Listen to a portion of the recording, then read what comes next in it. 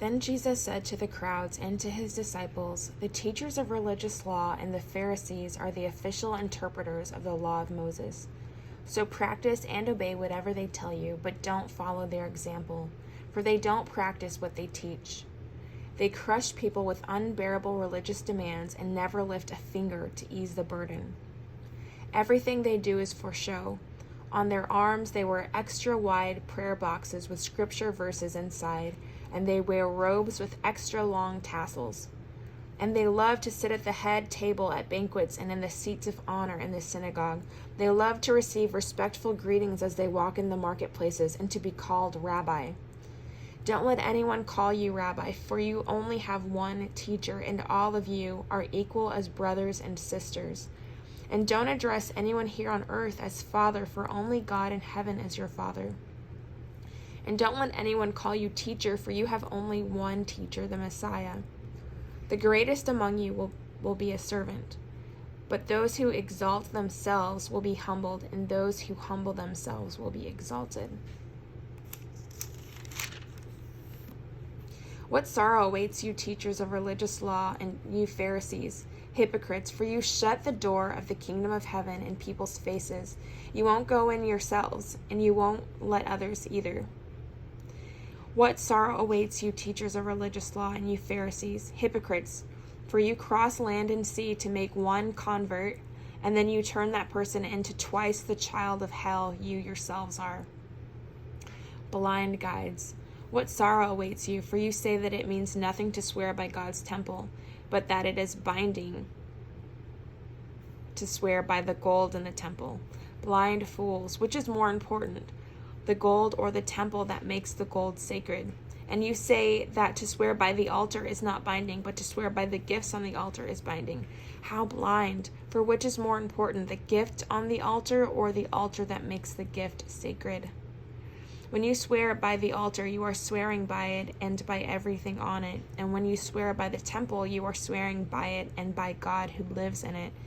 And when you swear by heaven, you are swearing by the throne of God and by God who sits on the throne.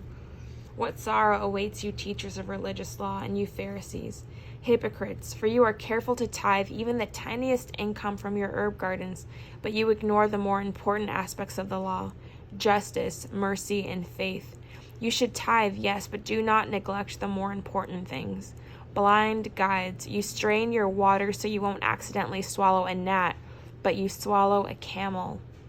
What sorrow awaits you, teachers of religious law, and you Pharisees, hypocrites, for you are so careful to clean outside of the cup and the dish, but inside you are filthy, full of greed and self-indulgence. You blind Pharisee, first wash the inside of the cup and the dish, and then the outside will become clean too. What sorrow awaits you, teachers of religious law, and you Pharisees, hypocrites, for you are like whitewashed tombs, beautiful on the outside, but filled on the inside with dead people's bones and all sorts of impurity. Outwardly you look like righteous people, but inwardly your hearts are filled with hypocrisy and lawlessness. What sorrow awaits you, teachers of religious law, and you Pharisees, hypocrites, for you build tombs for the prophets your ancestors killed, and you decorate monuments of the godly people your ancestors destroyed. Then you say, if we had lived in the days of our ancestors, we would never have joined them in killing the prophets. But in saying that, you testify against yourselves that you were indeed the descendants of those who murdered the prophets. Go ahead and finish what your ancestors started. Snakes, sons of vipers, how will you escape the judgment of hell?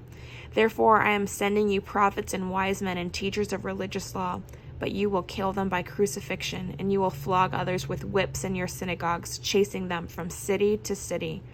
As a result, you will be held responsible for the murder of all godly people of all time, from the murder of righteous Abel to the murder of Zechariah, son of Berechiah, whom you killed in the temple between the sanctuary and the altar.